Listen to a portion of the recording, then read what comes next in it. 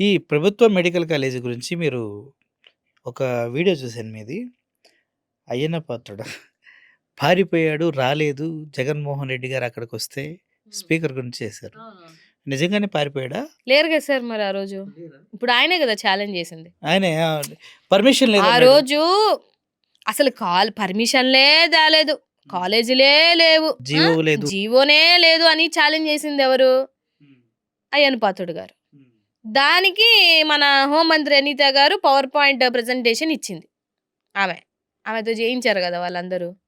ఈళ్ళిద్దరే గదా సవాల్ ఇసిరింది. అవును. ఈళ్ళిద్దరు ఆ జిల్లాలోనే గదా ఉన్నది. హ్మ్. ఉన్నప్పుడు మరి ఆయనొచ్చినప్పుడు ఎందుకు పారిపోయారు? అదే కదా సార్. ఉంటే ఉన్నారని అంటాను. లేదంటే లేదంటాను. నర్సీపట్నం కాలేజ్ దగ్గరికి జగన్మోహన్ రెడ్డి గారొచ్చినప్పుడు మేమందరం అక్కడికెళ్ళాం గదా! హ్మ్. లక్షణంగా ఉంది కాలేజు. అవును. అక్కడ కాలేజీ ముందు మాట్లాడారు కదా! నేను మాట్లాడాను గదా! హ్మ్. హ్మ్. మరి కాలేజ్ లేపోతే first floor, second floor, third ఫ్లోర్‌కి ఎంతమంది పోలీసులనెందుకు బెట్టారు?